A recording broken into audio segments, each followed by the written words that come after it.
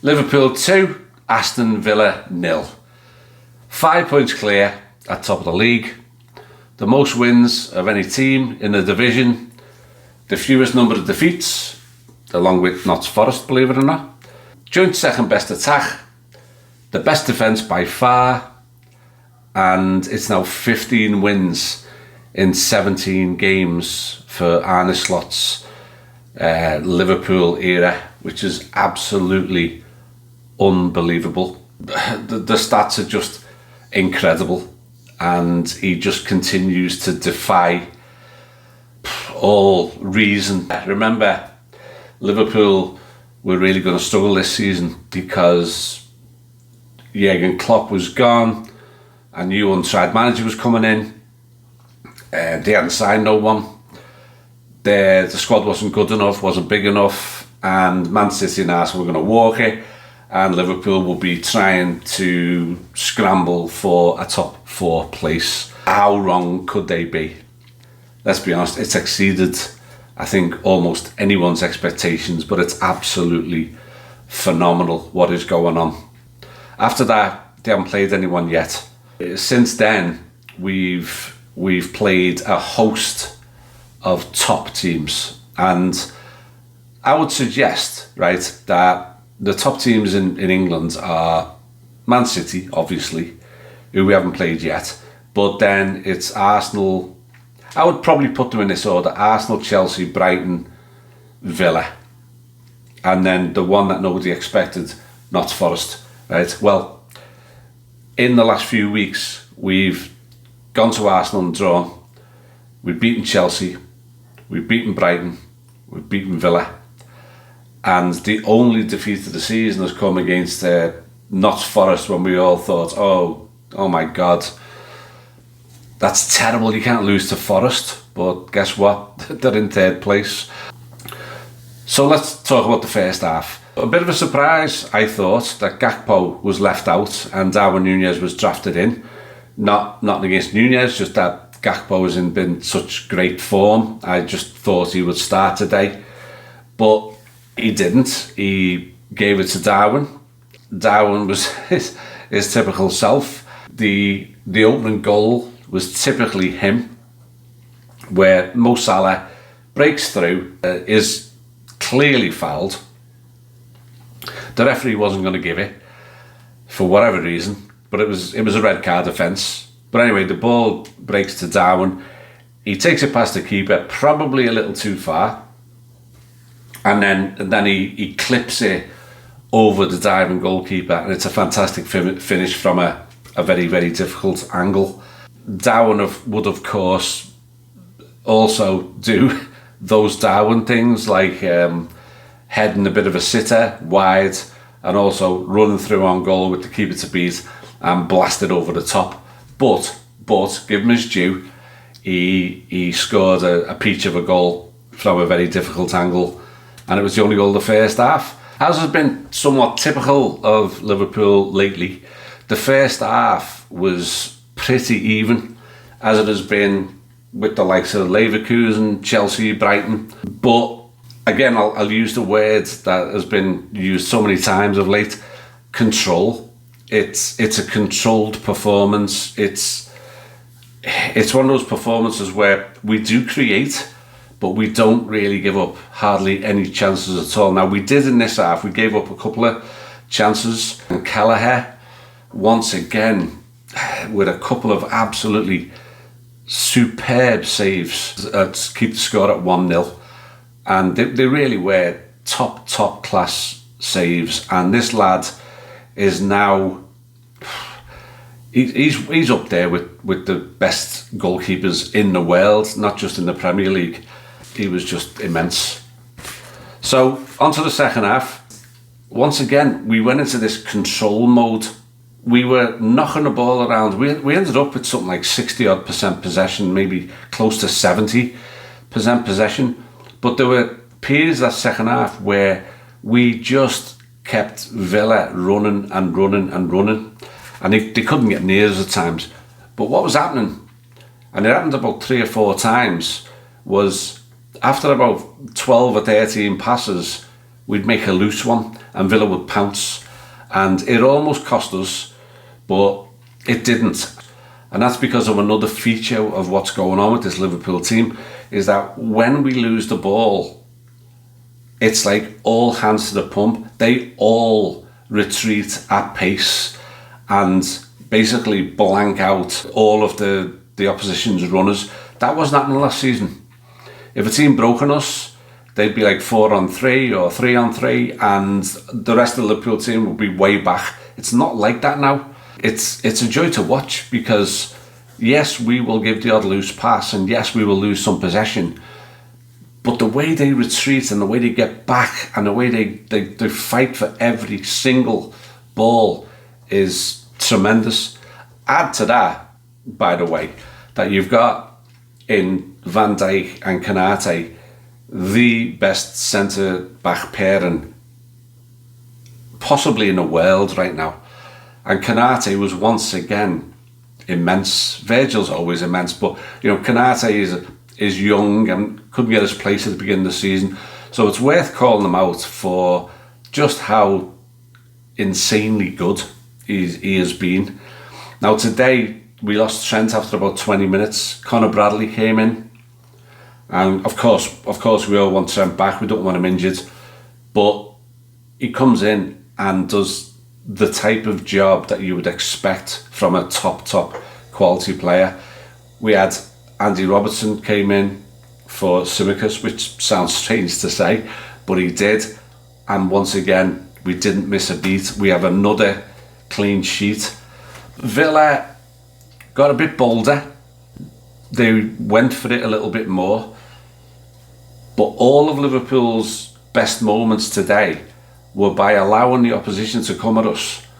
And then suddenly, as soon as it's turned over, bang, away we go. It's how we scored the first goal. It's how Darwin Nunez should have scored the second goal, but put over the top, clean through.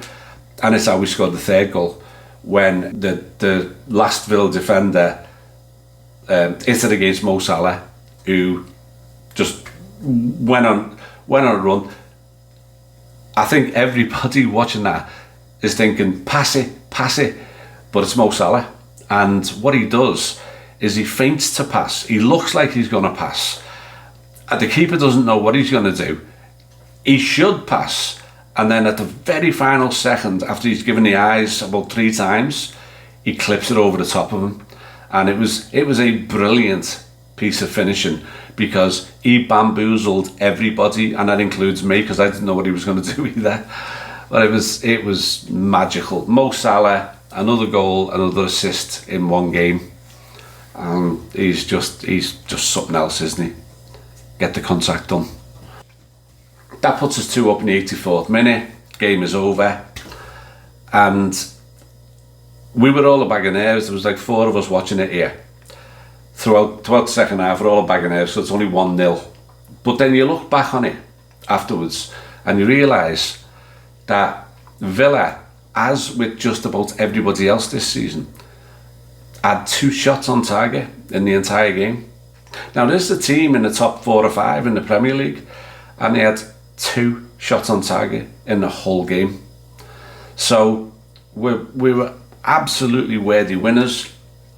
More shots on target, more possession, better passing accuracy, and almost double the amount of passes that Aston Villa had in the whole game. That just shows the level of domination. It was another clean sheet. It was the 9th clean sheet in 17 games. If you look across those 17 games, we've scored 39 goals and we've conceded 10 in 17 games. Only Arsenal in the league game, and in our second string against Brighton when we won 3-2, they're the only 2 teams this season who've actually scored twice against us. The rest of them, it's been 9 clean sheets, and 6 times we've only conceded 1 goal. At the same time, we've scored 5, 4, and we've scored 3, 4 times, and a load of 2s. So it's just been stunning. On to the shout-outs. The weekly shout-out to Mo Salah. Another game with a goal and assist. very soon he will become the top. He will break another record of the player with the most goals and assists in one game in Premier League history. I think he might only be 1 or 2 behind the leader at the moment, but he's going to get there. He'll probably get there in the next 3 or 4 games. His assist ended up because he was actually taken out and fouled, and the idiot referee, that coot, can't stand that fella, he waved play on. He was not going to give the foul. Anyway, luckily Darwin Nunez finished it off, but had he not been fouled, he probably would have gone on and buried that chance, but he gets an assist for it. The goal I just talked about, just stunningly good. I mean, world-class good. It's the easiest way to say it. And just a word about Martinez, the self-proclaimed best goalkeeper in the world. Well, you know what, lads, if you play for Liverpool, you'd be the 3rd best goalkeeper at the club, because Mo Salah just took the piss out of you with that one. And yeah, you can call yourself the best in the world all you want, you're not. Second shout out has to go to Kelleher. Only 2 shots on target, but both of them with a lesser goalkeeper would have been goals. And his agility, his positioning has got so much better. I used to question his position a little bit, but the more he has been involved in the first team, the better he has got, and he just anticipates everything, and he's just brilliant. And you know what? Hey, Alisson Becker, you got a fight on your hands when you get back fit, mate, because you're not just going to get handed that number 1 jersey, I don't think. Not with the amazing form that Kelleher is in. The third one has to go to Konate. You go back to the beginning of the season when obviously Arne Slot didn't really fancy him for whatever reason, and I'm going to do another video this week to explain the effect I think that Slot has had on this team and sit on specific individuals.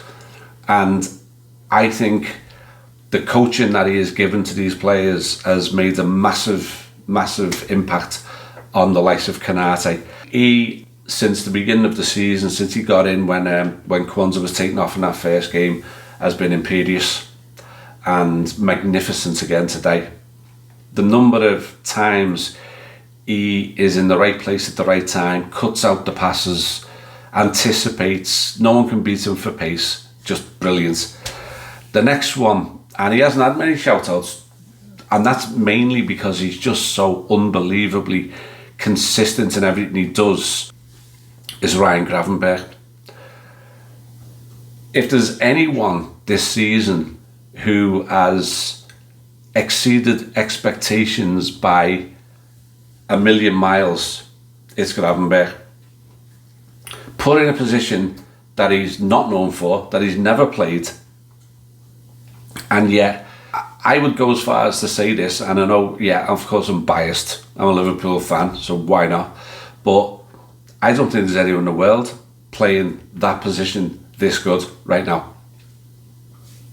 It's just sensational stuff. He's playing a defensive role, but he's taking it to a completely new level, because yeah, he's doing the defensive stuff, and he made one tackle in the first half that was absolutely sensational, right? But he's a creator, he's progressive, he drives through the middle like nobody else, he barely misplaces a pass. He's better on the half turn than anyone I can remember in that position for years and years and years. And he is able to take Liverpool from defence to attack with one turn, a few strides, and knocking the ball into the forward line. It's just sensational, and he has been absolutely brilliant. He's my player of the season so far, and long may it continue. We talk about players and form, and yeah, lots of players go in and out of form, and you can have good periods and bad periods. And then there are players where it's not form, it's just that they are that good, and they're going to be 8 out of 10 every single week. and yet he's young, and yet we're only 17 games into the season. But I'm just going to say it right now. I think this lad is an 8 out of 10 every week. I don't think there'll be dips in form. I just think he's that good. And he could go on to become a Liverpool legend. I honestly believe that this lad has got it all. That's why I'm giving him the special call out today, because once again, absolutely fantastically good. So what's next? Well, international break, so let's have a breather, enjoy it, take the piss out of all of our Manc mates and Blue mates and everybody else in the meantime. But when we come back, hopefully refreshed, hopefully no injuries, it's Southampton away. And while we play Southampton away, who've won only one game against Everton, that same weekend when we get back, it's City versus Spurs. And if there's any team that has given City more trouble than anyone else over the last few seasons, it's Spurs. City have just lost 4 games in a row for the first time under Pep, right? Brilliant. And it's Arsenal versus Forest. Third place Forest versus 10 points behind us at the moment, Arsenal. I know you can't take it for granted, but we are away against the bottom team. We've only got 4 points, and the other 2 have got very difficult games. So we have to win that one. And then once we do, assuming we do, it is Manchester City at home. How incredible will it be if we end up playing Man City at home when we're at least 5 points clear of them? Anfield will be rocking, and I can't wait for that one. So anyway, enjoy the break. As I say, take a breather, relax. And I am going to do, for anyone who's still watching this, I am going to do a video in a couple of days about the Arne Slot effect and the effect that he's had on specific players in the team. You'll never walk alone. Top of the league. Best team in England. Best team in Europe. Cheers to that.